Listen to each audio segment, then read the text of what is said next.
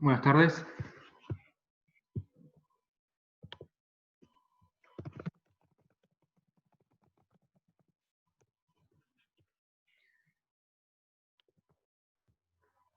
Hoy vamos a continuar trabajando con la guía de inversiones permanentes. Vamos a abordar los casos 32 a 41. Ayer vieron con Sebastián los casos 29 a 31. Y hoy vamos a terminar lo que empezaron a ver con Sebastián, que tiene que ver con la medición de esta inversión permanente cuando el control conjunto o la influencia significativa se adquieren no con la primera compra de acciones o del paquete accionario, sino posteriormente, ¿sí? Es decir, en la segunda o tercera compra de acciones ustedes logran, por ejemplo, la cantidad de votos necesarios para formar la voluntad social. Y en ese caso tienen que comenzar, ¿sí?, a aplicar el método de valor patrimonial proporcional o el método de la participación. Entonces nosotros lo que vamos a hacer es abordar un segundo ejercicio donde tratamos este tema y vamos a ir viendo cada uno de los pasos que ustedes tienen que seguir para poder realizar la medición correctamente. Ese es el ejercicio 32. Una vez que nosotros terminemos el ejercicio 32, vamos a comenzar otro tema, siempre, claro está, vinculado con la medición de este tipo de inversiones. Entonces lo que voy a hacer es compartir en este momento el ejercicio número 32. Vamos a trabajar de la misma forma que lo hicimos en la clase del día martes. Vamos a tener todos los enunciados en una planilla de Excel y a continuación la solución. Vamos a ir analizando, ¿sí?, qué es lo que nosotros proponemos hacer para resolver esos ejercicios. El primer ejercicio es el más extenso y por ahí para ustedes el más complicado. Y de hecho es similar a varios ejercicios que ustedes van a encontrar en parciales de años anteriores. Saben que este tema es uno de los que nosotros evaluamos en el segundo parcial, el segundo y último parcial de la materia. No es un tema difícil, simplemente hay que estar ordenado y trabajar de forma prolija, ¿no? Para no omitir nada que debamos registrar en cada uno de los momentos que les vamos a presentar como hitos en la vida, ¿no?, de esta inversión.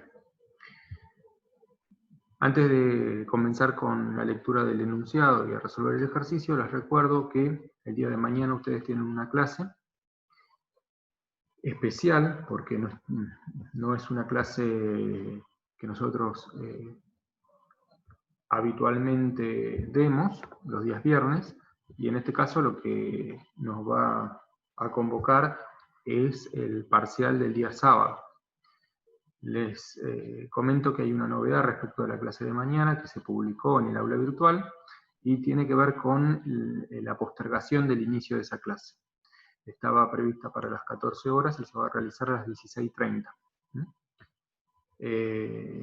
Aprovecho como para avisarles a aquellos que aún no han podido revisar el aula.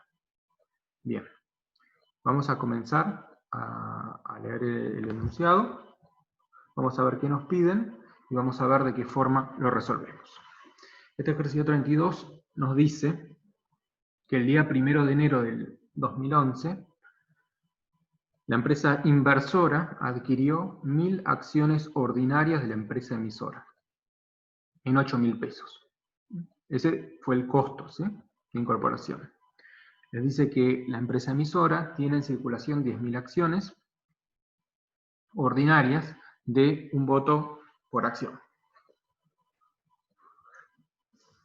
Luego les dice que el patrimonio neto de la empresa emisora a esa fecha surge, que surge de los valores de libros, era de 70.000 pesos. El activo incluye, les dice, bienes de uso que están sujetos a depreciación por 4.000 pesos. Esos 4.000 pesos representan el valor residual de esos bienes de uso. Dice que el valor corriente a esa fecha, estamos hablando a la fecha de la incorporación de estas 1.000 acciones, ¿sí? Que el valor corriente a esa fecha es de 5.000 pesos y la vida útil remanente es de 4 años. Creo que hay en el chat, perfecto. Hay gente que se está incorporando ahora.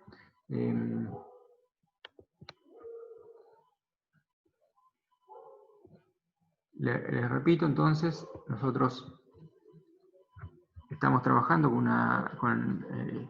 la contabilización, ¿sí?, de una inversión en acciones que realizó la empresa inversora, adquirió 1.000 acciones, de un total de 10.000 acciones ordinarias que emitió la empresa emisora, sociedad anónima. Todas las acciones otorgan derecho a un voto por acción. Sabemos que a la fecha de la compra de estas 1.000 acciones, el patrimonio neto de emisora asciende a 70.000 pesos, que incluye entre los activos, ¿sí?, a bienes de uso que están sujetos a depreciación. Nos dice que 4.000 pesos es el valor residual, pero su valor corriente a esa fecha eran 5.000 pesos y le quedaban 4 años de vida útil, contados a partir de ese momento. Dice que emisora e inversora cierran ejercicio el 31 de diciembre de cada año, es decir, en el mismo momento.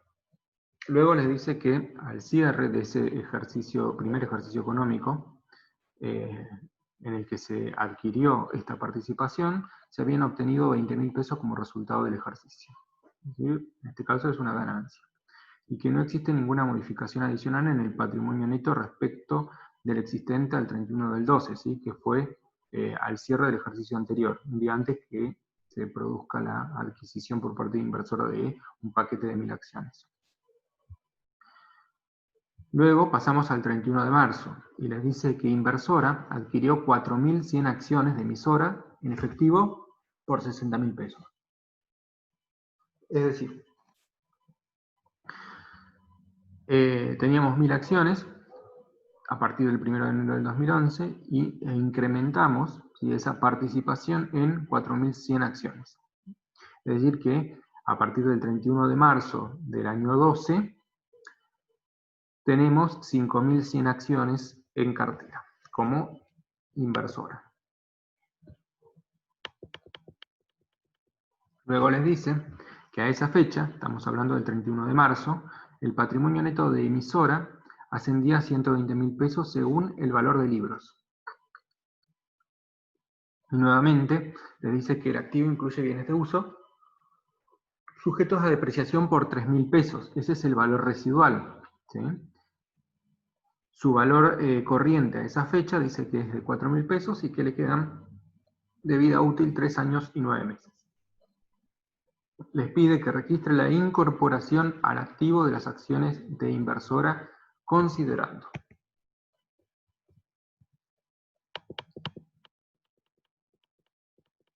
las normas de la resolución técnica 21 y la solución que correspondería según el marco conceptual, la RT 16. Bien. El enunciado este es más extenso que el de los ejercicios que estuvimos viendo hasta ahora. Lo que trata es de la adquisición de control mediante compras sucesivas.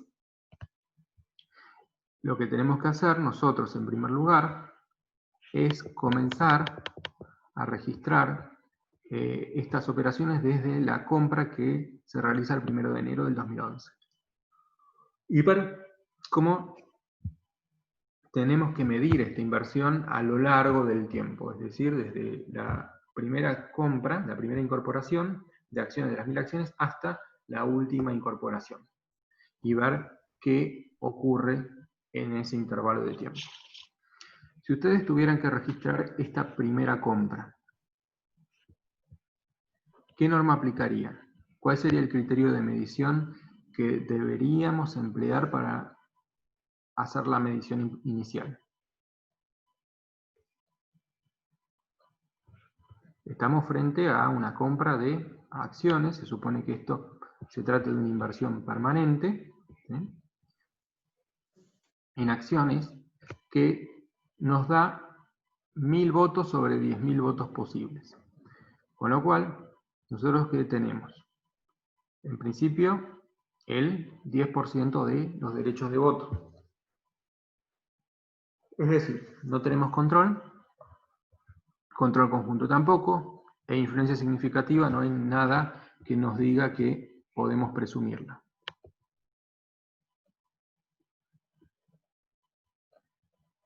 Bien, acá Martín nos dice que no tiene control, lo cual es correcto, y que podría tener influencia significativa. Sí, pero en este ejercicio no hay nada que indique que existe alguna situación que dé lugar a la existencia de influencia significativa. Así que vamos a suponer que no existe. Al ser así, nosotros teníamos que incorporar esto por su costo, ¿sí? Sacrificio económico necesario para incorporar estas 1000 acciones fue en este caso de 8.000 pesos.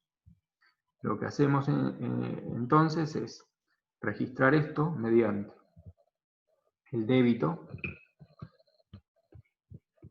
Se los voy a mostrar más abajo en la cuenta acciones. A ver si lo encontramos acá. Fíjense. Debitamos la cuenta acciones emisora por 8.000 pesos y acreditamos la cuenta caja por el mismo importe. Entonces, en esta primera compra nosotros hicimos la evaluación de la existencia de control conjunto e influencia significativa, conforme a lo que dispone la RT21, y encontramos que tenemos el 10% de los votos. Esto no alcanza para, obviamente, tener el control. Para tener el control, recordemos que se deben poseer más del 50% de los derechos de voto. Es decir, 50% de los votos más un voto adicional. Es decir, que en este caso registramos según lo que nos indica la RT 17.59, ¿no? Y el tratamiento contable de los dividendos distribuidos en acciones, en efectivo y cualquier otro cambio que sufra el patrimonio neto de la empresa emisora se deben registrar conforme lo que dispone esa norma. ¿Sí? Lo que nos interesa a nosotros es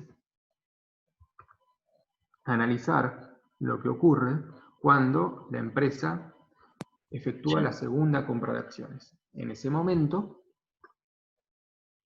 compra 4.100 acciones que le dan derecho a un voto por acción. Es decir, que desde ese momento no solo va a tener esos 4.100 votos, sino que a eso le tenemos que sumar los 1.000 votos adicionales que les confiere la primera compra.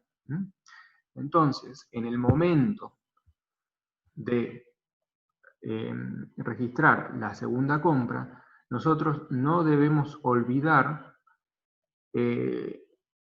las acciones, ¿sí?, de las que disponíamos previamente. ¿Sí? ¿Por qué? Porque si nosotros tomáramos solamente las 4.100 acciones, podríamos decir que no existiría el control, de hecho. ¿Sí? Pero eso es un análisis erróneo, porque implicaría olvidar las 1.000 acciones. Más allá de que esas 4.100 acciones, ¿sí?, nos da lugar a la presunción de la existencia de influencia significativa, ¿sí? Pero el análisis sigue siendo incorrecto, porque a esa fecha, sumando la primera compra más la segunda compra, disponemos de 5.100 acciones, disponemos del 51% de los votos, por lo tanto existe control. Para que exista control, repetimos, no hace falta que exista el 51% de los votos, sino el 50% de los votos más un voto. Es decir, más del 50% de los votos significa eso, 50% de los votos más un voto adicional. Eso puede ser, por ejemplo, 50,01. ¿Sí? En ese caso también existiría control. Todo depende de las cantidades de acciones que estén en circulación y de los votos que confieran cada una de ellas. Acá hay alguien que hace un comentario, a ver qué nos dice. En la RT21 vi que para que exista influencia significativa se tiene que tener una participación de al menos el 20%. pero en la nota de cátedra dice que es el 10. Son cosas distintas. La norma dice el 20%. Ese 20% es el que nosotros tenemos que analizar para evaluar si existe o no influencia significativa, que es una presunción que admite prueba en contrario. Esto significa que algún otro hecho puede demostrar que no alcanzando el 20%, igual tenemos control. O bien, por el contrario, que alcanzando o superando el 20% no tenemos control. Entonces, eso es lo que dispone la RT21. La nota de cátedra hace referencia al 10%, pero está haciendo referencia a una norma de la Ley General de Sociedades que indica la existencia de vinculación, ¿sí? Son sociedades vinculadas cuando alcanzan ese porcentaje, pero no tienen ningún efecto práctico desde el punto de vista de la aplicación de la RT21. Entonces, hay que ver cómo está redactado. Yo creo que eso está claro, que se refieren a dos cuestiones distintas. Pero, no obstante, vamos a revisar la nota de cátedra y aclararlo en todo caso, para que no se preste confusión. Entonces, ¿me estaba diciendo? Bien, que nosotros lo que tenemos que hacer es analizar la existencia de control conjunto de influencia significativa, considerando la totalidad de los derechos de voto que tenemos en el momento de la segunda compra, sin olvidarnos las tenencias adquiridas antes de esa fecha, ¿sí? Entonces, el análisis implicaría, en este caso en particular, que sobre un total de 10.000 votos, nosotros tenemos 5.100. Tenemos más del 50% de los votos, por lo tanto tenemos control y es a partir de ese momento en que se debe comenzar a aplicar la resolución técnica 21, que indica que debemos medir de acuerdo al método de la participación. ¿Cuáles son los pasos para hacer esta medición? Los siguientes. Primero, nosotros no solo tenemos que medir la segunda compra BPP, sino que tenemos que comenzar por remedir la primera compra, ¿sí? Para llevar eso que nosotros registramos y que se encuentra a costo a BPP. Entonces, el primer paso es remedir la primera inversión, pero es al momento de la primera compra, y esto es muy importante, ¿sí? Es remedirla considerando cuál era la situación, ¿sí?, de la emisora en el momento en que nosotros compramos. Entonces, estas 1.000 acciones. Por lo tanto, nos tenemos que remitir ¿a qué fecha? A la fecha de la primera compra. La fecha de la primera compra, fíjense que les voy a mostrar nuevamente el enunciado, fue el 1 de enero del 2011. Y para poder analizar esa situación es que nosotros les damos, ¿sí?, en el segundo párrafo, ¿sí?, la composición del patrimonio de emisora en ese momento, para que ustedes puedan hacer la remedición de la primera compra en el momento en que se efectuó la primera compra. Entonces nosotros sabemos que a esa fecha el patrimonio, según valores de libros, era de 70.000 pesos. Pero ustedes saben que para aplicar este método, nosotros lo que tenemos que buscar es el patrimonio neto computable, ¿sí?, que nosotros lo consideramos como, en términos conceptuales, equivalente a el concepto de activos netos identificables medidos a valores corrientes. Entonces lo que tenemos que hacer es retrotraernos hasta ese momento y fijarnos cuál era el valor del libro y además si existían o no existían diferencias entre la medición efectuada por la emisora y el valor corriente a ese mismo momento. Y en este caso nos dice que los bienes de uso tenían un valor residual de 4.000 pesos, ese es el valor por el que se exteriorizó, ¿sí?, este activo en los estados contables de emisora a esa fecha, por 4.000 pesos, ¿sí?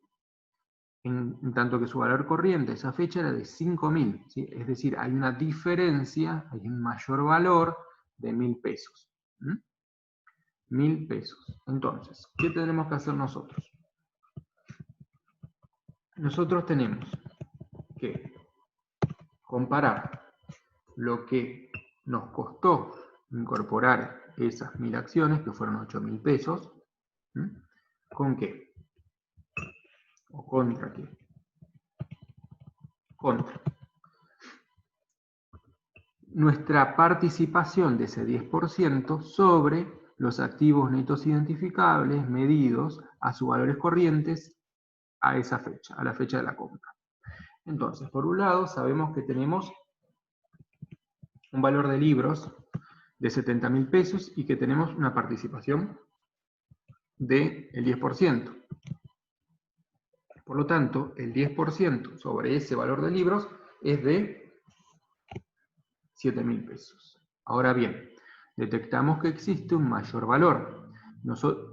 En esos 70.000 pesos del patrimonio neto, ¿sí?, que resultan de la diferencia entre el activo y el pasivo, vemos que en el activo los bienes de uso están medidos por 4.000 pesos, cuando en realidad, si nosotros medimos ese mismo patrimonio, esa fecha, sus valores corrientes, esos bienes de uso tendrían que estar medidos por 5.000 pesos. Esa diferencia de 1.000 pesos es la que tenemos aquí debajo, ¿sí?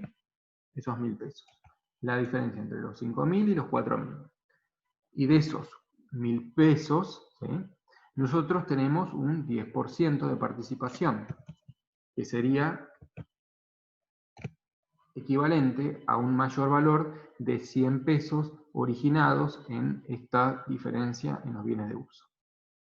¿Sí? Entonces, si nosotros tomáramos, es decir, lo voy a hacer acá, estos 70.000, y corregimos eso, como lo hicimos el otro día, cuando resolvimos los primeros casos de inversiones permanentes, ¿sí?, de incorporación.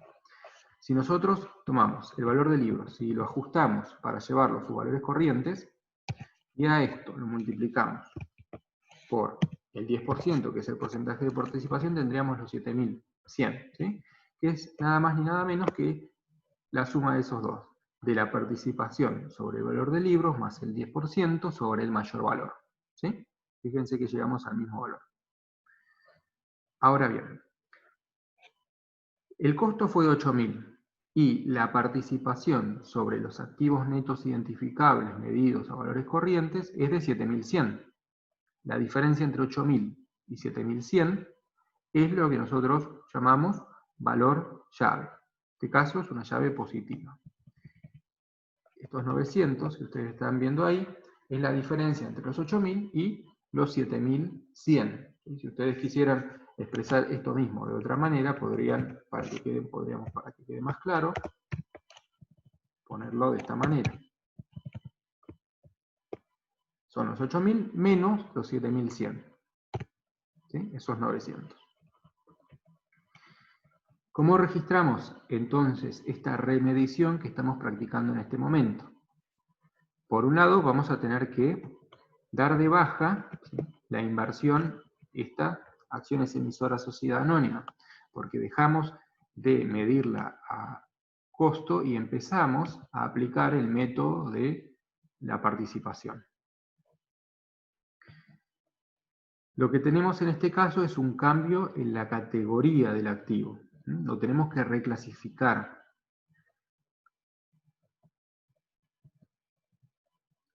Les muestro el asiento. Verán ustedes acá cómo acreditamos la cuenta acciones emisora, que va a quedar a partir de este momento, ¿sí?, saldada. 800, tenía un saldo de deudor de 800, menos esta acreditación que recibe por, perdón, 8.000. Y ahora recibe esta acreditación por 8.000, va a quedar en cero. Y lo que vamos a tener que hacer es registrar, ¿sí? La diferencia, estos 8.000 pesos, ¿sí? De esta manera. 7.000 pesos lo vamos a imputar a inversión PPP, emisora sociedad anónima, que es nuestra participación sobre el patrimonio neto de emisora, ¿sí? Sin considerar las correcciones que hicimos para medir si ese patrimonio neto computable a valores corrientes. Ya saben que el mayor valor lo registramos en una cuenta que denominamos inversora BPP mayor valor, agregaríamos ahí bienes de uso, ¿sí? Para saber cuál es el origen. También recordemos que nosotros podemos tener más de una partida de mayor valor, y de hecho vamos a tener una por cada uno de los mayores valores que detectemos. La diferencia entre el costo y la participación sobre los activos netos identificables es nuestro valor llave, que lo registramos en esta cuenta, inversión BPP, llave, valor llave o valor llave positiva si quieren aclararlo. Ustedes, si fuese negativa, tendría saldo acreedor, pero no estaría de más que, como están comenzando, y si quieren fijar las ideas, pongan que se trata de una llave positiva. Bien, acá lo que hicimos es, entonces, remedir la primera compra. ¿A qué momento? Al momento de la primera compra, es decir, no salimos aún de el 1 de enero del 2011. Volvimos hacia atrás, hicimos la remedición, como si en ese momento hubiésemos obtenido control contra el conjunto de influencia significativa, ¿sí? Por eso lo registramos de este modo. Ahora bien, tenemos que avanzar un poquito más. Tenemos que ir ahora, salir del 1 de enero del 2011 y avanzar al 31 de diciembre del 2011, que es el primer ejercicio económico que transcurre desde la compra de esta primera participación, ¿sí? Es decir, desde que ustedes compraron, ¿sí? Hasta el 31 de diciembre se cierra el primer ejercicio en el que ustedes efectuaron la compra. Entonces, ustedes saben que cuando aplicamos el método de valor patrimonial proporcional, lo que tenemos que hacer es apropiarnos de una parte, ¿sí? Del resultado del ejercicio generado por la sociedad en la que invertimos, que en este caso es emisora. Entonces hay que reconocer, ¿sí? Que nosotros participamos en un 10% del resultado que obtuvo la emisora en ese primer ejercicio económico en el que nos incorporamos como accionistas de esa empresa. Entonces, si nosotros tenemos el 10% y el resultado en ese ejercicio arrojado por emisora fue 20.000, tenemos que reconocer una ganancia de 2.000 pesos. ¿Sí? Esa es nuestra participación en el resultado de emisora. Estos 20.000, perdón, forman parte del enunciado. Fíjense que el enunciado nos dice que el 31 de diciembre del 2011 se habían obtenido 20.000 como resultado del ejercicio, no existiendo ninguna modificación adicional en el patrimonio neto. ¿Sí? Nos dice que ese fue el único cambio que tuvo el patrimonio neto en ese primer ejercicio económico. ¿Sí? Esto es parte de lo que nosotros tenemos que hacer a esa fecha, ¿sí? Pero no es lo único. Reconocer la participación en el resultado. Ahora bien, ustedes saben que cuando remedimos la primera compra, surgieron estas dos partidas, el mayor valor y el valor llave. Este mayor valor, nosotros lo tenemos que ir imputando a resultados en la medida en la que se consuma el activo al que está vinculado. Si el bien de uso se va consumiendo por el uso y parte de ese costo se va imputando vía amortización al resultado del ejercicio, nosotros tenemos que hacer lo mismo con este mayor valor, ¿sí? Si este mayor valor sufre algún cambio, no solo pensemos en una disminución, también puede ser un aumento de ese mayor valor, porque al volver a medir esa partida, detectamos que el valor es superior, bueno, también tenemos que reflejar esa situación. Fíjense que en este caso no nos dice nada, pero nosotros, ¿qué hicimos? Tomamos ese mayor valor de 100 pesos y, como sí sabíamos que tienen una vida útil remanente de 4 años, 4 ejercicios, ese costo, entendemos, debe ser distribuido en partes iguales entre los 4 ejercicios inmediatos siguientes. Tomar un cuarto, ¿sí?, de estos 100 pesos es considerar una depreciación de este mayor valor de los bienes de uso de 25 pesos. Si la empresa emisora hubiese depreciado conforme el valor corriente que nosotros determinamos al momento, ¿sí?, de la remedición, ¿sí?, el resultado del ejercicio hubiese sido menor, ¿sí?, en cuanto en 25 pesos. ¿Por qué? Porque el cómputo de la amortización hubiese sido superior en 25 pesos. La emisora eso no lo va a registrar, pero nosotros en nuestros libros vamos a registrar esa situación. ¿De qué modo? Vamos a considerar que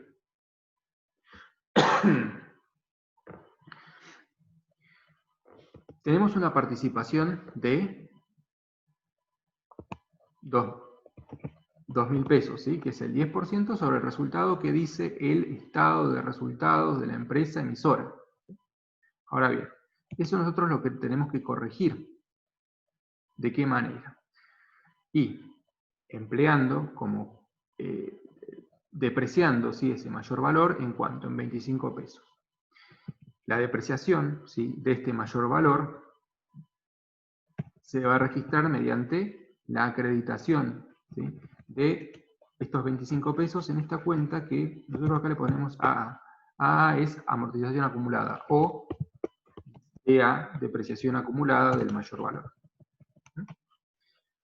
De esta manera, si nosotros consideramos el neto entre estos dos importes,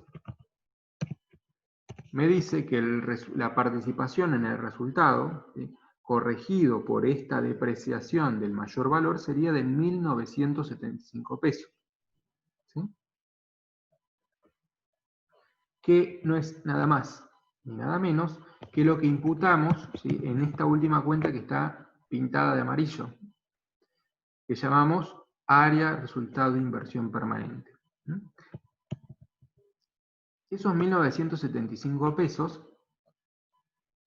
la norma, la RT21, nos indica que debemos imputarlo como una corrección, ¿sí?, de los resultados de ejercicios anteriores, ¿sí? Es decir, sería una corrección producto de esta ausencia de reconocimiento del resultado de la inversión. Pero no se olviden que nosotros no estamos situados el 31 de diciembre del 2011, haciendo la registración de este asiento. Nosotros estamos en marzo del 2012, cuando hicimos la segunda compra, ¿sí? Estamos corrigiendo la medición de la primera compra. El ejercicio que cerraba en 2011 ya fue cerrado, ¿sí? Estamos en marzo del 2012. Por lo tanto, al imputarlo a área, lo que estamos haciendo es corrigiendo los resultados acumulados al inicio del ejercicio, ¿sí?, en el que se dio la segunda compra de acciones, ¿sí? Esto es lo que nos dice que tenemos que hacer la norma. Nosotros coincidimos con lo que señala la doctrina, es que no estamos frente a un cambio, ¿sí?, en la norma contable, ni estamos frente a un cambio de método. Estamos frente a un cambio en la categoría del activo. Y cuando se produce esta situación, lo razonable, ¿sí?, y congruente con el criterio de capital a mantener financiero es imputar esa diferencia como un resultado del ejercicio en el que se materializa este cambio de categoría, ¿sí? Y no reconocer un ajuste de resultados de ejercicios anteriores, porque en definitiva no estamos frente a un cambio de método, sino que es el activo que cambió de categoría. Pero, como nosotros les pedimos registrarlo conforme a lo que dice la RT21, esta diferencia tendría que imputarse a una cuenta del patrimonio neto, ¿sí? Ustedes ya las vieron, estudiamos patrimonio neto hace poco, es ajuste de resultados de ejercicios anteriores. En este caso es un ajuste positivo en 1.975 pesos. Si nosotros registráramos esto conforme a lo que nos dice la doctrina, tendríamos que imputarlo como un resultado de este ejercicio 2012, como un resultado del ejercicio en el que se dio la segunda compra que obligó a cambiar el método, que cambió la categoría del activo y por ende, al cambiar de categoría del activo tenemos que medirlo de acuerdo, usando otro atributo, que es el valor patrimonial proporcional. En ese caso, sería la cuenta que usaríamos sería resultado de inversión permanente. ¿Sí? ¿Esto es todo lo que tenemos que hacer? No, no terminamos con la primera compra. Nosotros lo que hicimos es, nos situamos, en primer lugar, para remedir en el momento en el que hicimos la primera compra, ¿sí? Y la remedimos, ¿sí? Considerando que como si en ese momento estuviésemos aplicando el método del BPP. Después, analizamos qué ocurrió en el primer cierre de ejercicio económico posterior a esa primera compra. Y ahí tuvimos que registrar nuestra participación en el resultado. Esa participación en el resultado la corregimos, ¿sí? Para considerar la depreciación del mayor valor. Y ese resultado, la norma nos dice que lo debemos atribuir a los ejercicios anteriores. Es un resultado de los ejercicios anteriores. Por lo tanto, no podemos usar una cuenta de resultados, sino que tenemos que usar esta cuenta área. Pero nosotros no estamos tampoco, no hicimos la segunda compra el 31 de diciembre del 2011, la hicimos el 31 de marzo del 2012. Por lo tanto, lo que nos queda es ahora remedir esta primera compra a la fecha en la que se produce la segunda compra, ¿sí? Que es el 31 de marzo. Entonces volvemos a remedir la inversión, estas 1000 acciones que compramos, las volvemos a remedir. Para remedirlas, lo que nosotros tenemos que hacer ahora es ver si existe o no algún resultado que se deba reconocer entre el 31 de diciembre del 2011, que es la última medición que hicimos de esta primera compra, y la fecha en la que se da la segunda compra.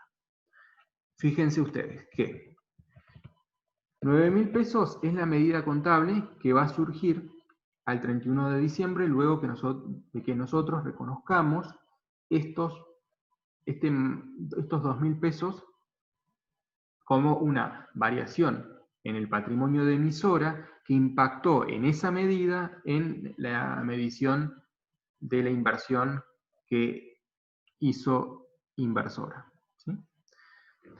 Entonces, nosotros tenemos un valor de libros al 31 de diciembre del 2011 de 9.000 pesos que se forma de qué manera. Sumando los 7.000 pesos de la primera remedición que hicimos más los 2.000 pesos de la segunda remedición. Ese es el valor a esa fecha. Ahora bien, al 31 de marzo del 2012, el patrimonio neto de la empresa emisora es superior, ¿sí?, al patrimonio neto que mostraba al 31 de diciembre del 2011. Fíjense que les dice que a la fecha de la segunda compra, el patrimonio neto de emisora ascendía a 120.000 pesos, según el valor de libros. nos vuelve a recordar que hay bienes de uso cuyo valor residual es de 3.000 pesos y que su valor corriente a esa fecha es de 4.000 pesos y que tiene una vida útil remanente de 3 años y 9 meses. Entonces, si nosotros sabemos que ahora el patrimonio es de 120.000 pesos, tenemos que ver cuál es nuestro valor patrimonial proporcional a esa fecha. ¿De qué manera? Multiplicando ese patrimonio de 120.000 pesos por nuestro porcentaje de participación, que es el 10%.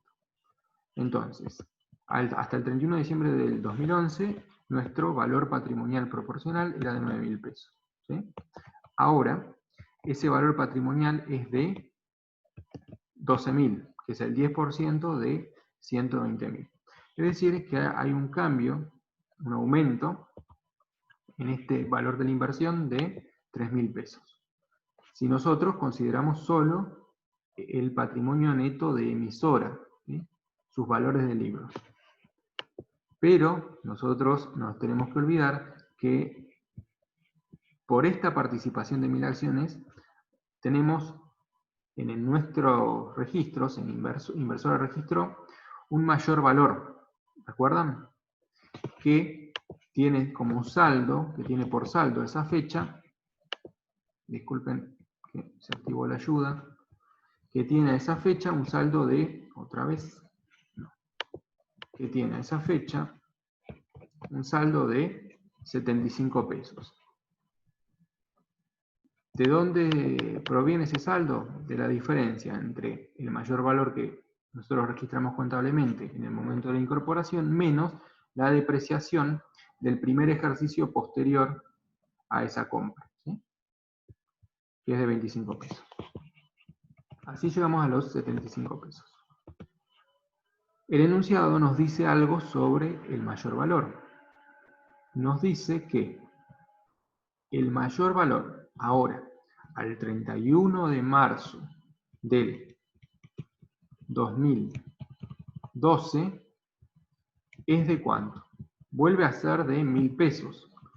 El valor de libros es de 3.000 y el valor corriente es de 4.000.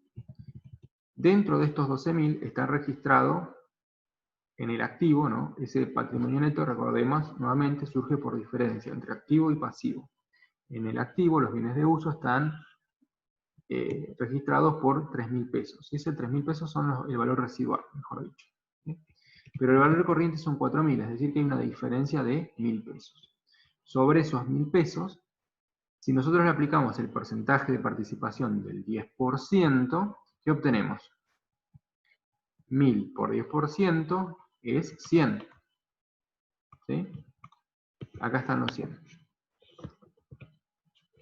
Es decir, que hay que registrar una diferencia de 25 pesos como mayor valor.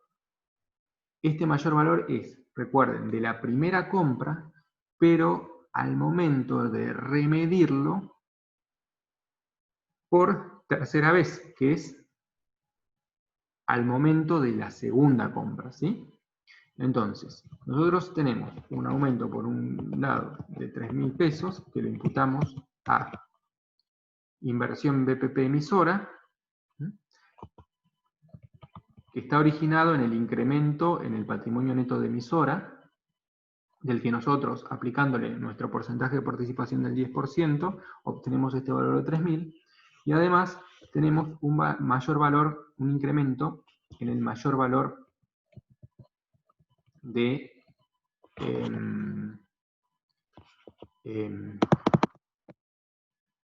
los bienes de uso, ¿sí? De 25. Entonces, eso lo registramos acá, 25. Lo que nosotros hicimos en este caso fue corregirlo contra la depreciación acumulada, ¿sí? De ese mayor valor, para dejar registrado el nuevo saldo de 100. El saldo de inversión BPP emisora mayor valor, bienes de uso, va a ser de 100. Y ahora sí, el resultado de la inversión por este primer trimestre del año 2012 es de 3.025. Y esto sí lo imputamos contra el resultado de la inversión permanente, nos dice la norma, porque se dio en el ejercicio económico con el que nosotros estamos trabajando. Se dio en el ejercicio económico en el que se realizó esta segunda compra que da lugar a la aplicación del método de la participación. Entonces esto sí va contra el resultado del ejercicio. Una ganancia de 3.025 pesos. ¿Sí? ¿Nosotros qué podríamos hacer? Podríamos además, y deberíamos, si fuésemos muy estrictos en la aplicación de esta norma, tendríamos que reconocer qué cosa. La depreciación del valor llave, ¿sí? Porque nosotros tenemos un valor llave reconocido contablemente, vamos un poquito más arriba, de 900 pesos. Pero lo vamos a omitir en este caso, porque todavía no estudiamos cómo es el tratamiento contable del valor llave. Entonces no lo depreciamos, pero es lo que nosotros tendríamos que hacer. Al depreciar el valor llave, por supuesto que nos cambiaría este resultado de la inversión permanente, ¿sí? No sería 3.025, sino que sería menor. Pero por el momento vamos a hacer como que este valor llave no existiera. Lo reconocimos inicialmente, pero no lo vamos a ir trabajando a lo largo de este ejercicio. Después sí lo vamos a incorporar y ustedes van a ver ejercicios integrales donde, además de reconocer esta depreciación sobre el mayor valor, también van a tener que depreciar el valor llave. Bien. Una vez que hicimos todo esto, estamos en condiciones de registrar la segunda compra. Y esta segunda compra, para registrarla, ya aplican directamente RT21. ¿Sí? Por lo tanto, no van a tener que hacer nada, o sea, no van a tener que hacer este proceso de remedición que hicieron con la primera compra. Eso lo hacen solo porque al efectuar la primera compra no calificaba para aplicar el método de la participación. Por lo tanto, se registró a costo. Y ahora, en la segunda compra, adquirimos el control y esto da lugar a que esa primera compra cambie de categoría, ¿sí? Forme parte de esta inversión permanente que se mide a BPP. Entonces, lo que vamos a hacer ahora es registrar la segunda compra. El enunciado nos dice que se abonó por esta segunda participación, esta segunda compra, del 41% de las acciones, 60.000 pesos.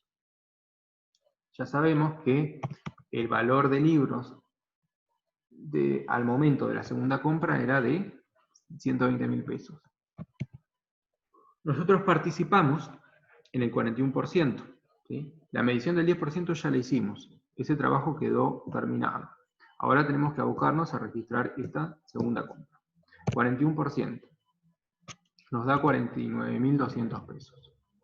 Además de reconocer esta participación, también tenemos que reconocer nuestra participación, que es 41%, sobre el mayor valor, que habíamos dicho que era de 1.000 pesos. Es la diferencia entre 4.000 pesos, que era el valor corriente al momento de la segunda compra de estos bienes de uso, y su valor de libros. Sobre esos 1.000 pesos, ahora tenemos que reconocer la participación, que es el 41%, y nos da 410 pesos. Ese es el mayor valor. Una vez que tenemos calculada nuestra participación sobre los activos netos identificables a valores corrientes, que es 49.610, lo comparamos con el costo, ¿sí?, de compra, que fueron 60.000 pesos. ¿Sí? 60.000 menos 49.610 nos da la llave positiva que cuantificamos acá en 10.390 pesos. Hay una pregunta, creo. A ver qué dice. ¿De dónde sale el 41%? El 41% resulta de la compra de 4.100 acciones de las 10.000. ¿Sí? compré el 41% de ese paquete accionario. De las 10.000 compré 4.100.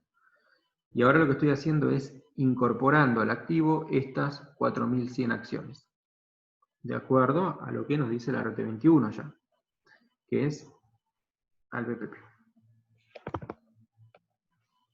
Es al costo, sí, mejor dicho, empleando sí, el método del BPP.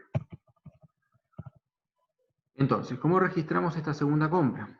Bueno, estos 49.000 pesos, que es la participación sobre el patrimonio neto de emisora, lo registramos en la cuenta de inversión BPP emisora.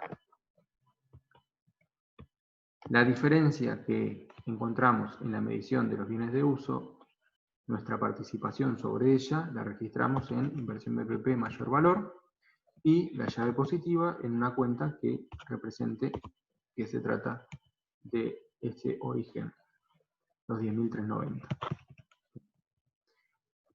La suma de estas tres cuentas nos da exactamente el costo, ¿sí?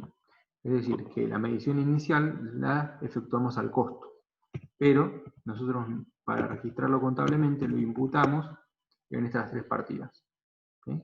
De acuerdo a el origen de cada uno de estos conceptos.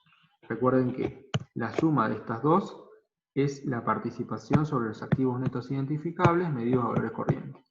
Y esta es la diferencia entre el costo y esa participación. Y es lo que se llama o se conoce como valor llave. ¿Sí? Esto tiene que ver con la medición inicial de una inversión permanente cuando con la primera compra no obtenemos el control conjunto ni la influencia significativa, sino que eso se da en sucesivas compras. Se puede dar en la segunda, o en la tercera, o en la cuarta compra, ¿sí? Hay que ir evaluando en cada uno de esos momentos si la incorporación de acciones adicionales nos da o no, ¿sí? Alguna de estas, nos da o no el control conjunto de influencia significativa, es decir, si producto de esas acciones adicionales que nosotros incorporamos, debemos o no aplicar la RT21. ¿Se entendió?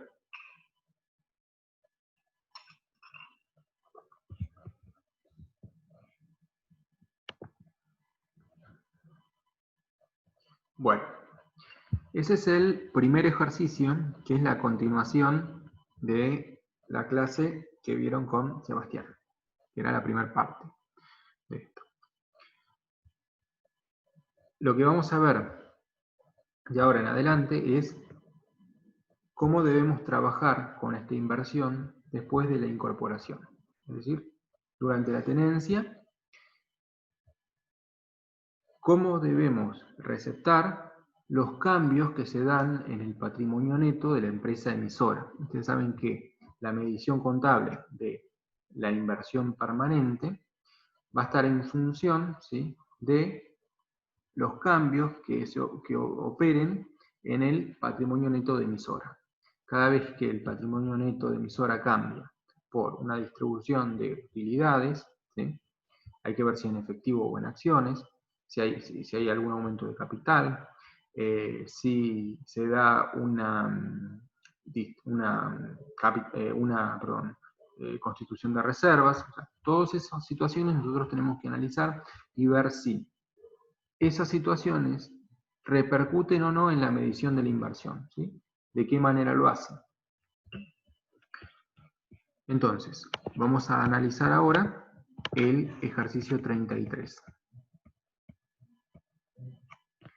El ejercicio 33 lo que nos dice es que al 31 de marzo del 2012 cierra el ejercicio económico inversor a sociedad anónima, que el saldo de la cuenta acciones emisora era a esa fecha 6.000 pesos y que correspondía a 500 acciones ordinarias de la empresa emisora.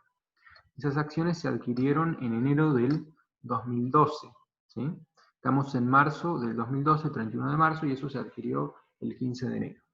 Dice que emisora tiene en circulación 10.000 acciones ordinarias de un voto por acción y cierra su ejercicio económico el 31 de diciembre. Es decir que, en este caso, hay 10.000 acciones que otorgan derecho a un voto, hay 10.000 votos posibles, nosotros tenemos 500 acciones que nos dan derecho a un voto, por lo tanto, tenemos solo el 5% de la participación. Eso no nos confiere control, por supuesto. Tampoco hay control conjunto, ni influencia significativa, tampoco hay ningún indicio que nos permita presumir que existe. Por lo tanto, estamos frente a una inversión en acciones, ¿sí? Permanente, ¿sí? Pero que no se mide a BPP, sino que se mide a costo. Inicialmente, el 31 de marzo, el 15 de enero, perdón, del 2012, esto lo registramos como acciones emisoras a caja por 6.000 pesos. Pero ahora, ¿qué les dice? Les dice que el 14 de abril del 2012, emisora celebró su asamblea de accionistas y resolvió distribuir como dividendos en efectivo la totalidad del resultado obtenido en el ejercicio finalizado el 31 de diciembre del 2011, el que ascendió a 25.000 pesos. Entonces, para resolver esto, no podemos aplicar la RT21 porque no se configura ninguno de los supuestos que la norma indica. Para resolver esto, nosotros tenemos que ver cómo se miden las acciones y cómo se trabaja con los dividendos distribuidos en los casos en los que se tiene una inversión permanente en acciones que no otorga control conjunto y influencia significativa. Vayan al punto 5.9 de la RT17 y ahí ¿qué les va a decir? Les va a decir que los dividendos en efectivo se van a tratar como un resultado positivo en la medida en que los resultados que se distribuyan se hayan obtenido con posterioridad a la adquisición de esas acciones. Si los resultados distribuidos corresponden a utilidades obtenidas por la sociedad antes de la compra, eso se debe registrar como un recupero del costo invertido. En este caso, se distribuyen 25.000 pesos. De eso nos corresponde el 5%. Les voy a ir mostrando la solución. Votos totales, pusimos acá 10.000, adquirimos 500, tenemos el 5%, no aplicamos RT21. Del resultado del ejercicio, distribuyen dividendos, el 5% es el porcentaje, nos corresponde 1.250 pesos como dividendos en efectivo. Ahora bien, estos dividendos en efectivo es un derecho que la sociedad tiene a percibir, pero no lo voy a reconocer como un resultado positivo, sino como un recupero del costo de la inversión, por 1.250 pesos. ¿Por qué? Porque los resultados que se distribuyeron en esta oportunidad se originaron antes de la compra de estas acciones. Creo que alguien comentó algo acá, voy a leer.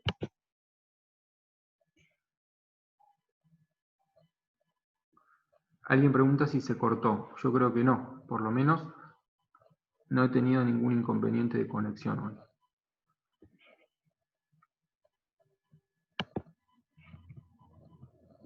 Entonces, lo que queremos ver es cómo trabajamos con una distribución de dividendos en acciones en el caso en que esta inversión permanente en acciones no otorgue control ni control conjunto ni influencia significativa. En esos casos hay que ver si los resultados que se distribuyen se originaron antes o después de la compra, ¿sí? Si fue después, será un resultado positivo. Si fue antes, será un recupero del costo de esa inversión. ¿Sí? Pasemos al 34. En el 34, lo que nos dice es que la inversora, ¿sí?, adquirió acciones el 15 de enero, es decir, el supuesto es el mismo que el del caso 32, que adquirió 500 acciones, que invirtió 6.000 pesos en esas acciones, que había 10.000 acciones en circulación de un voto cada una, y el ejercicio económico cerró el 31 de 12. Es decir, que nuevamente estamos en una situación en la que tenemos el 5% de los derechos de voto, no aplicamos RT21, ¿sí? Tenemos que medir inicialmente el costo, y lo que nos interesa analizar, ¿sí?, ahora es otros supuestos respecto de las decisiones que toma la Asamblea de Accionistas. Ya sabemos qué pasa cuando la asamblea distribuye dividendos en efectivo o en especie.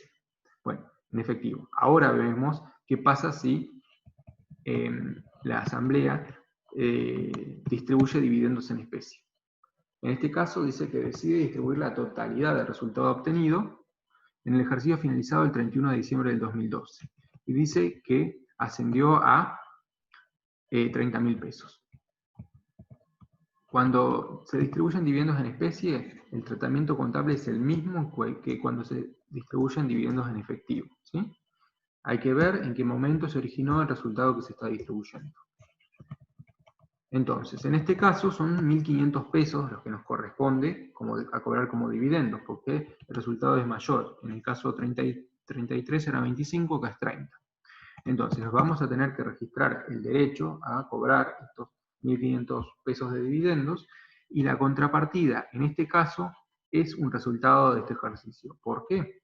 Porque en este caso los resultados que se están distribuyendo se generaron después de la primera compra, ¿sí? En el ejercicio finalizado el 31 de diciembre del 2012. Esa es la diferencia con el ejercicio anterior. El ejercicio anterior, los resultados que se estaban distribuyendo habían sido generados el 31 de diciembre del 2011, que es lo que les estoy marcando acá. Si lo ven. Fíjense, ahí. Entonces, en este caso se generaron después de la compra. Ustedes lo que podrían decir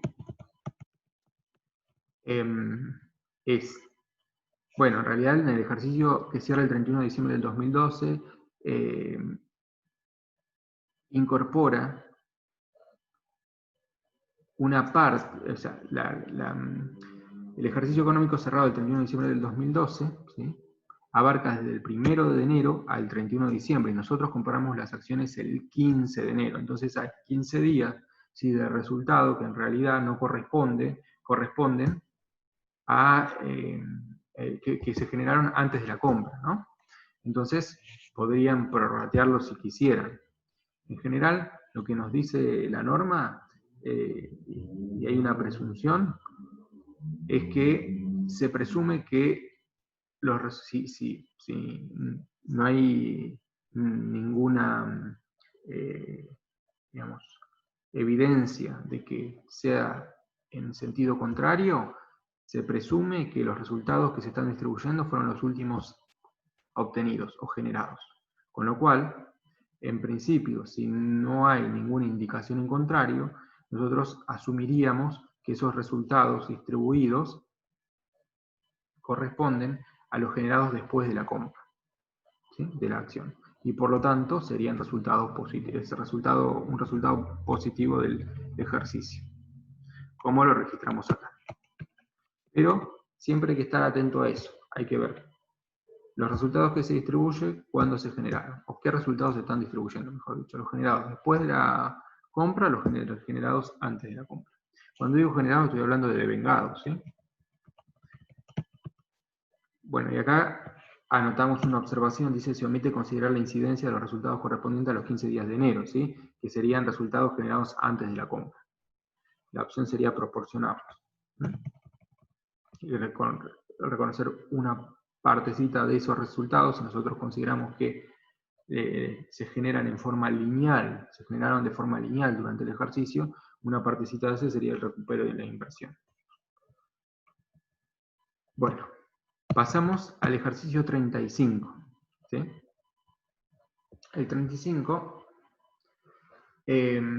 seguimos con este supuesto de que se adquieren 500 acciones, de 10.000 acciones que existen en circulación, emitidas por emisora, que todas las acciones otorgan derecho a un voto, que nosotros al adquirir 500 tenemos el 5%, ese 5%, ¿sí?, implica que no alcanza para presumir que existe influencia significativa, y no hay indicios tampoco que nos permitan suponer que esa situación se configura en este caso. Entonces, seguimos aplicando RT17, que nos dice que cuando se distribuyan dividendos en acciones, ¿sí?, qué es lo que nos dice este enunciado. Fíjense que dice que el 15 de marzo la Asamblea Ordinaria de Accionistas resolvió distribuir dividendos en acciones. En el primer caso, distribuyó dividendos en efectivo. En el segundo, dividendos en especie. Ahora en el tercero, dividendos en acciones, que ustedes ya saben que no es otra cosa que una capitalización de utilidades. Esta capitalización de utilidades lo que hace es simplemente cambiar la composición del patrimonio neto, pero no la cuantía. Lo que eran resultados acumulados se transforman en aportes de los propietarios. Y producto de esta capitalización va a recibir, ¿sí?, acciones. Todos los accionistas van a recibir más acciones, pero cada una de las acciones va a tener un valor patrimonial inferior. Ese sería el resultado, ¿no? Distribuimos lo mismo entre más acciones, pero cada uno mantiene su porcentaje de participación, con lo cual ninguno de los accionistas se ve afectado, ¿sí?, en cuanto a su riqueza se refiere. Entonces teníamos 30.000 por 5, acá cada uno va a recibir acciones por 1.500 pesos.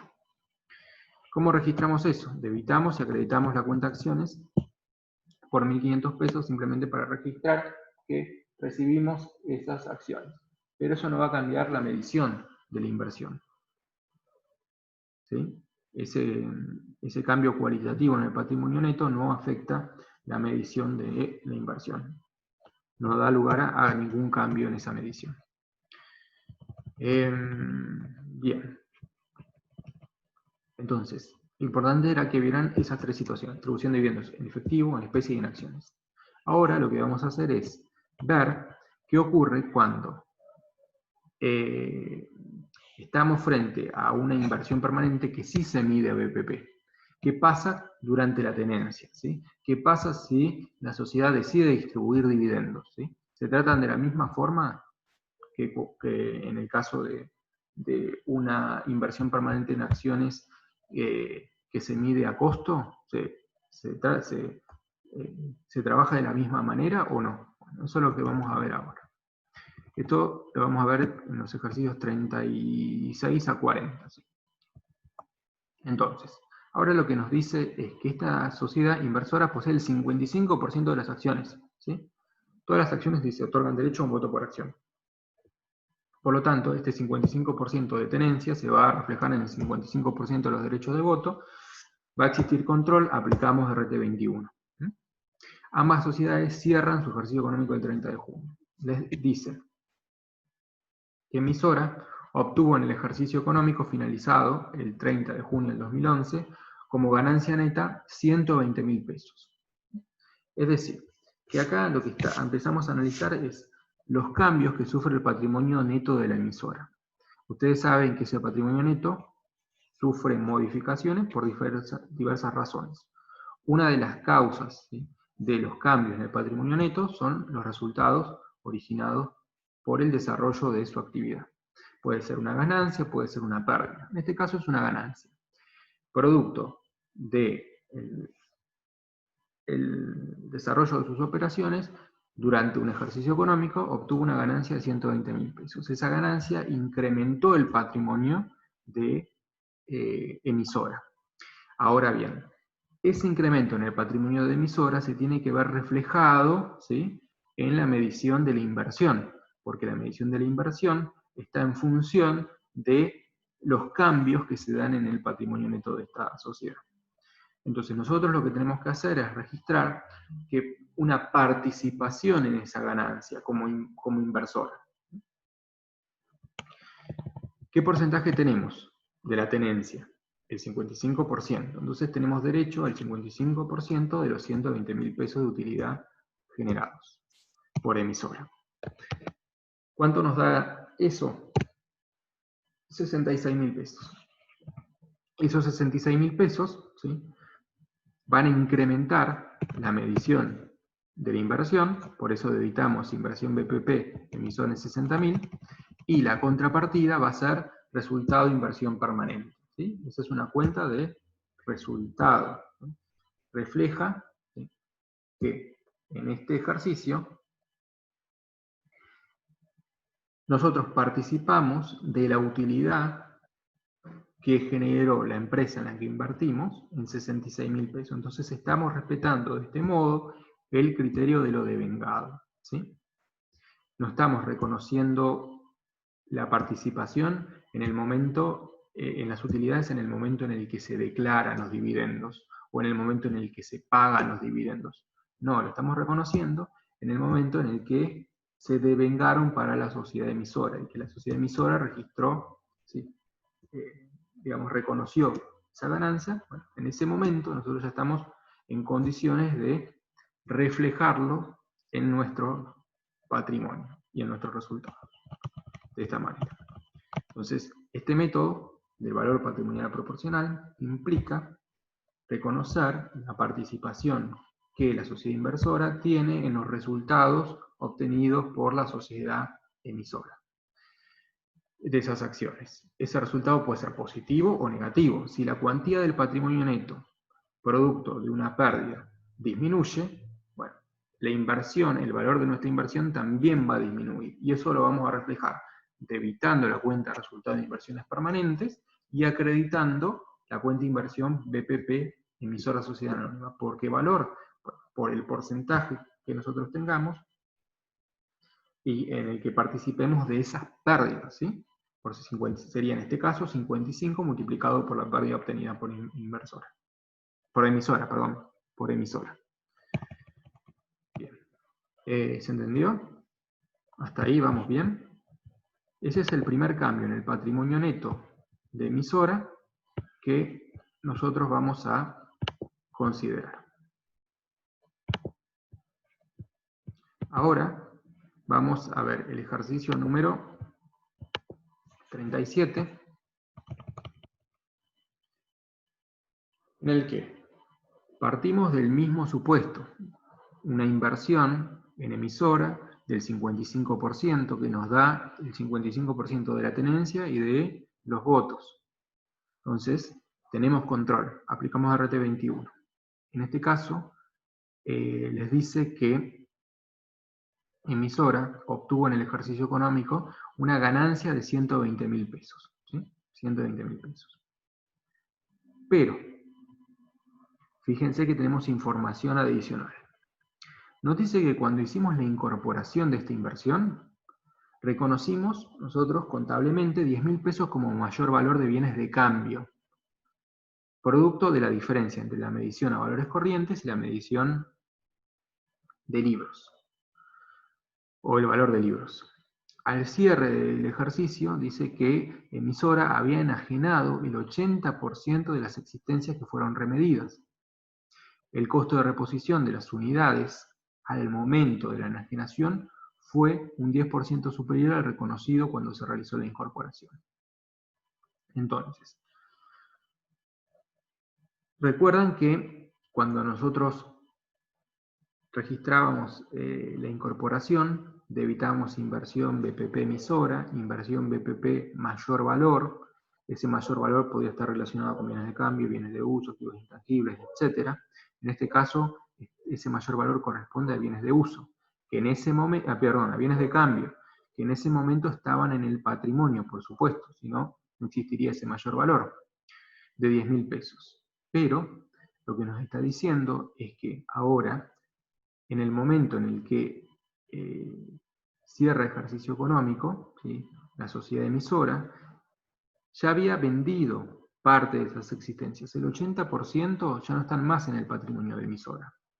Entonces nosotros no podemos mantener, ¿sí?, en nuestro patrimonio como inversora un mayor valor sobre un activo que ya fue enajenado, ya no existe en el patrimonio de la emisora. Entonces, si se dio de baja ese activo producto de su venta, nosotros debiéramos hacer lo mismo con el mayor valor que reconocimos en su momento sobre esos bienes de cambio. Entonces, ¿cómo lo trabajamos? Bueno, en primer lugar, lo que hacemos es reconocemos el resultado o la participación que tenemos sobre el resultado de emisora. En este caso era una ganancia de 120.000 pesos, lo multiplicamos por 55%, obtenemos 60.000.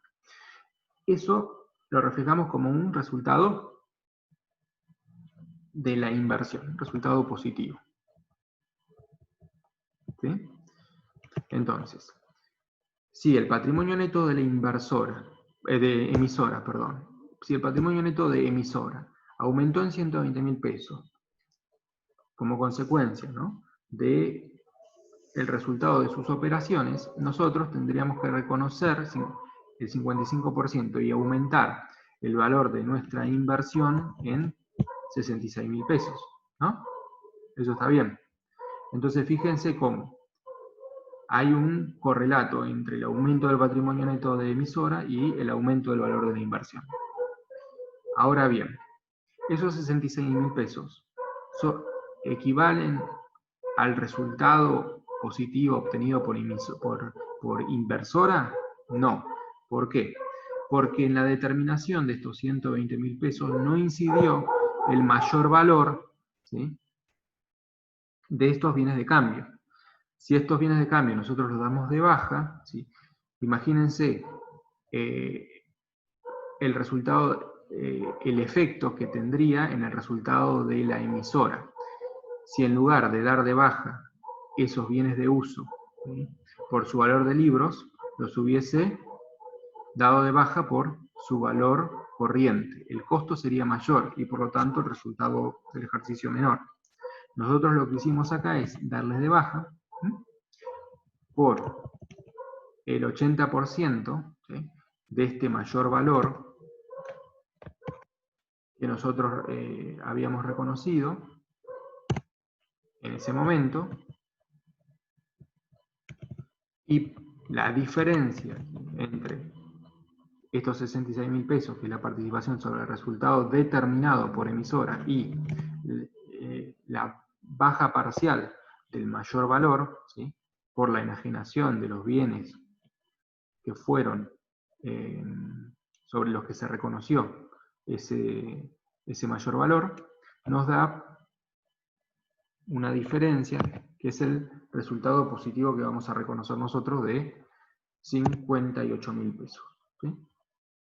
Entonces, cuando nosotros reconocemos la participación en el resultado, no debemos olvidarnos de qué ocurrió con los mayores valores reconocidos contablemente sobre los activos y pasivos de emisora. Si esos activos se enajenaron o se consumieron, es lógico y es razonable darlos de baja en la proporción de ese consumo o la proporción en la que fueron vendidos, que es lo que hicimos acá, para determinar el verdadero resultado obtenido por la inversión, que en este caso fue 58.000 pesos. Si pasamos al ejercicio 38, van a ver que continuamos nosotros con los mismos supuestos, ¿sí? La misma sociedad que posee el 55% de los derechos de voto, tiene control y tiene que reconocer una participación en el resultado de la emisora. La emisora obtuvo una ganancia de 120.000 pesos. Entonces, ¿en cuánto voy a participar? En el 5% de esos 120.000, 66.000 pesos. En principio, ese sería el resultado de la inversión permanente, pero tenemos que ver qué pasa con los mayores valores reconocidos contablemente. En este caso, dice que al momento de la incorporación se reconocieron 8.250 pesos como mayor valor de bienes de uso, producto de la diferencia entre la medición a valores corrientes y la medición de libros, siendo la vida útil remanente de estos activos de 5 años. La emisora deprecia linealmente estos bienes. Entonces, lo que nosotros tenemos que hacer en este caso es darle de baja, aparte de este mayor valor de los bienes de uso. Nosotros vamos a distribuir este mayor valor de la forma en la que emisora refleja el consumo de ese activo. Dice que tiene una vida útil remanente de 5 años, ¿sí? Y que la emisora deprecia de forma lineal estos bienes. Entonces nosotros lo que vamos a hacer es distribuir estos 8.250 en 5 años, computando una cuota anual de depreciación de 1.650, ¿sí? Que resulta dividido estos 8.250 dividido 5. Ese activo, estos bienes de uso, se depreciaron, se consumieron. Entonces, al consumirse parte de su costo, nosotros lo que hacemos es, como hicimos antes, reconocemos un incremento en el valor de la inversión de 66.000 pesos y como contrapartida de ese incremento tenemos la depreciación acumulada del mayor valor de los bienes de uso por 1.650, dimos de baja de esta forma una parte del costo de ese bien de uso, de una parte del mayor valor reconocido sobre esos bienes de uso. Y la diferencia es el resultado de la inversión. La lógica es la misma que en el ejercicio 37, lo que cambia es la naturaleza del activo y por lo tanto la forma de registrar la baja de determinar la cuantía de la depreciación de ese mayor valor o la cuantía por la que hay que dar de baja el mayor valor. Puede ser por el 100% o puede ser una parte de él, nada más. En el ejercicio 39 tenemos otra vez la misma situación en cuanto a porcentaje de participación, derechos de voto, lo que cambia y también en el supuesto de tener que reconocer la participación en los resultados. En el primer caso vimos, bueno, la participación de los resultados no existía mayor valor. En el segundo caso lo que vimos es, bueno, existe mayor valor de bienes de cambio. En el tercero existe mayor valor de bienes de uso. Y en esos tres casos el resultado era positivo. La emisora había obtenido una ganancia. Ahora, ¿qué ocurre si la entidad emisora de esas acciones sufre una pérdida? ¿Cómo debemos proceder nosotros como inversora a registrarlo contablemente? En este caso la pérdida sufrida es de 80.000 pesos. Y nosotros lo que tendríamos que hacer es registrar ahora nuestra participación en esta pérdida. Tenemos el 55%, por lo tanto sería de 44.000 pesos. La pérdida. Esta disminución en el patrimonio neto de emisora se va a reflejar en inversora como una disminución del valor de la inversión. ¿En cuánto? En 44.000 pesos. ¿Y cómo lo registramos? Resultado de inversión permanente, fíjense que la debitamos porque es un resultado negativo, contra inversión BPP emisora. De esta forma se va a reducir la medición de la inversión en 44.000 pesos. Acá les aclaramos que el valor contable de la inversión en libros de inversora a la fecha 30 de junio del 2011, antes del reconocimiento del resultado por la participación societaria, era 50.000. ¿Por qué les decimos esto? Bueno, ahora lo vamos a ver en el siguiente ejercicio. Si era 50.000, ¿sí? La participación antes de reconocer la participación en la pérdida. Ahora nosotros reconocemos esta participación en la pérdida de 44.000, entonces la medición contable final de esta partida, esa fecha, va a ser de 6.000. 50.000 menos 44.000, 6.000 pesos. ¿Sí? Esa sería la medición de la inversión permanente. Ahora bien, vamos a ver qué pasa en el ejercicio 40. En el ejercicio 40, la situación es la misma que en el 39.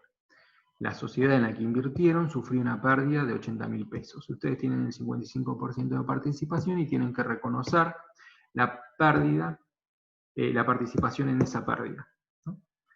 La cuantía de la pérdida, de la participación en la pérdida va a ser la misma, porque el resultado era el mismo, eran 80.000 pesos, ¿sí?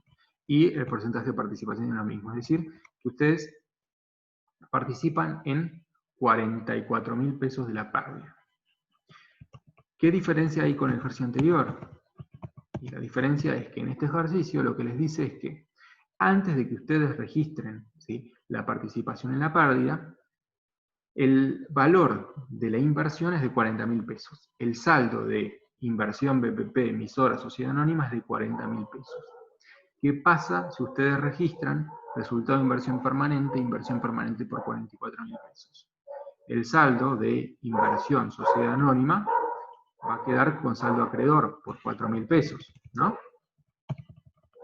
Entonces, en esos casos en los que la participación en la pérdida, ¿sí?, sea superior a la medición contable de la inversión antes de ese reconocimiento, ustedes tienen que ver si existe o no la intención por parte de la empresa inversora de financiar las operaciones de emisora y se asumió el compromiso de realizar nuevos aportes de capital para cubrir esas pérdidas, ¿sí?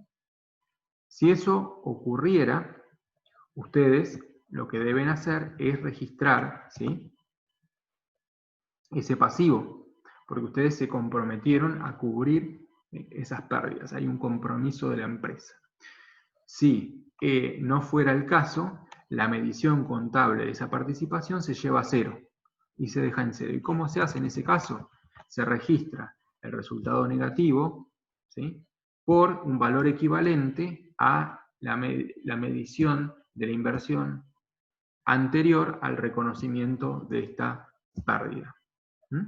Entonces, en una alternativa, lo que nosotros tenemos es un pasivo, en tanto y en cuanto la inversora haya asumido el compromiso, o bien, si eso no se dio, directamente llevamos a cero la medición de la inversión, reconociendo una participación en el resultado negativo hasta o con el tope de la medición que tenía previamente la inversión en esa sociedad. Bueno, llegamos al último ejercicio. El último ejercicio es el 41. En este caso, nos dice que la empresa inversora también, fíjense, el 55% de las acciones posee, tiene un 55% de participación. Todas las acciones otorgan derecho a un voto, es decir, también tengo el 55% de los votos, es decir, tengo control. Les dice que el 23 de agosto del 2012, la emisora celebra su asamblea de accionistas y aprueba los estados contables, resolviendo distribuir dividendos en efectivo por 20.000 pesos y abonándolos ese mismo día. Acá analizamos otra de las causas de las variaciones en el patrimonio neto de emisora que pueden o no repercutir, ¿sí?, en la medición de la inversión. Hay que ver de qué decisiones son, o sea, si se trata de distribución de dividendos en efectivo, en especie, en acciones. Entonces hay que ir analizando cada uno de estos casos. Entonces primero lo que vimos es cómo tenemos que proceder si los cambios en el patrimonio neto de emisora se originan en resultados positivos o negativos. Ahora, ¿cómo tenemos que proceder si hay cambios en el patrimonio neto de emisora que se originan en distribuciones, ¿sí?, de utilidades o de dividendos, ¿sí? Y ahora entonces vamos a analizar si esa distribución consiste en una distribución de dividendos en efectivo, ¿sí?, en efectivo. ¿Qué ocurriría? Ya saben ustedes que cuando una sociedad distribuye dividendos en efectivo, se produce una variación patrimonial que disminuye el patrimonio neto de la empresa emisora, de la empresa que está distribuyendo esos dividendos. Bueno, eso va a tener un correlato en la medición de la inversión. La empresa lo que va a estar haciendo, la emisora, es entregar recursos, ¿sí?, a los inversores en forma de dividendos. Eso va a disminuir el valor de la inversión, ¿sí? Para que ustedes vean esto, lo que nosotros le pedimos acá es que registren esta situación o esta decisión desde el punto de vista de la emisora, cuya asamblea de accionistas decidió distribuir dividendos por 20.000 pesos en efectivo, y después que registren el impacto que eso tiene en la medición de esa inversión. Es decir, que vean de qué manera lo registran en los libros de inversora. Entonces, comencemos con emisora. ¿Emisora qué va a hacer? Emisora va a registrar resultados no asignados contra dividendos a pagar en efectivo, que es una cuenta de pasivo. ¿Sí? Dividendo a pagar en efectivo, cuenta de pasivo. Bien, ¿por cuánto? Por 20.000 pesos. Y luego lo que va a hacer es cancelar ese pasivo, porque se pagó ese mismo día. Dividendos a pagar a caja. Acá lo que me importa es cómo repercute esta decisión en el patrimonio neto de emisora. Disminuye la cuantía del patrimonio neto en 20.000 pesos. Ahora, ¿qué debería hacer inversora? Inversora tiene que registrar que tiene un derecho a cobrar. ¿Cuánto? Y el porcentaje de participación sobre el total de los dividendos cuya distribución se aprobó. Es decir, el 55% de los 20.000 pesos. Son 11.000 pesos. 11.000 pesos, 0,55 por 20.000, es lo que va a cobrar en efectivo. ¿Y cuál es la contrapartida? La contrapartida tiene que ser inversión BPP, o inversión permanente, BPP, emisora. La disminución de la cuantía del patrimonio neto de emisora repercute, ¿sí? O se ve reflejada o impacta, mejor dicho, en la medición de la inversión, disminuyéndola. ¿En cuánto? Y en este caso en 11.000 pesos. Pero fíjense que lo que vemos desde el punto de vista de la inversora en su patrimonio es una permutación, no da lugar a ningún resultado. Disminuye el valor de la inversión, pero como contrapartida tiene el derecho a cobrar eso en efectivo. ¿Sí? Por eso evitamos la cuenta de dividendos a cobrar por 11.000 pesos. Entonces, ahí tenemos una variación patrimonial permutativa para inversora. Disminuyen los valores del activo y aumentan los valores del activo. Simultáneamente por el mismo importe. ¿Sí? Por lo tanto, no hay una variación que modifique la cuantía del patrimonio. Cuando los cobra, bueno, evita caja y acredita dividendos a cobrar. Entonces, fíjense que esta disminución en el patrimonio neto de emisora da lugar a una disminución de la inversión, pero no en ningún momento al reconocimiento de ningún resultado, ¿sí? Sino una permutación en los elementos del patrimonio de inversora. ¿Sí? ¿Se entiende? Después vamos a ver qué pasa en los ejercicios 42, 43, 44 y siguientes. ¿Qué ocurre cuando la emisora decide distribuir dividendos en especie? ¿Qué pasa cuando decide distribuir dividendos en acciones, que es capitalizar utilidades? ¿Qué pasa cuando decide constituir reservas? ¿Sí? Y vamos a analizar algunos supuestos más. Hasta acá vamos a llegar hoy.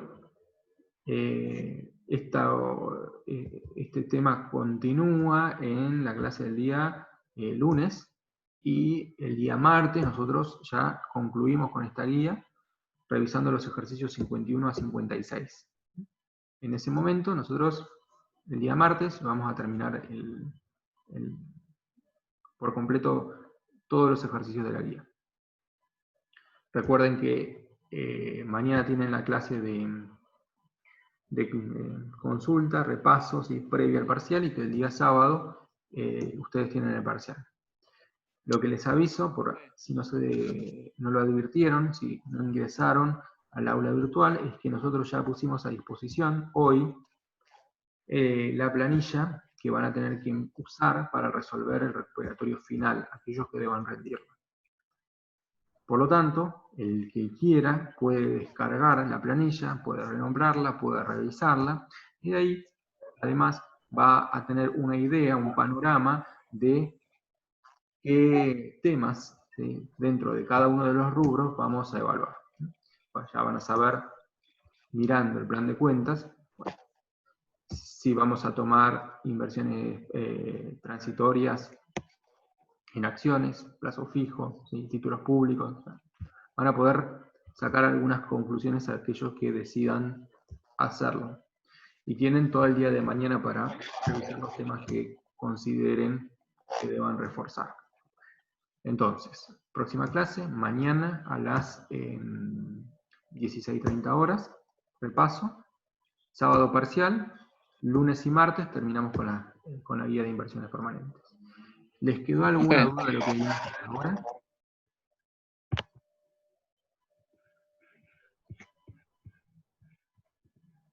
Voy a ver si puedo ver el chat.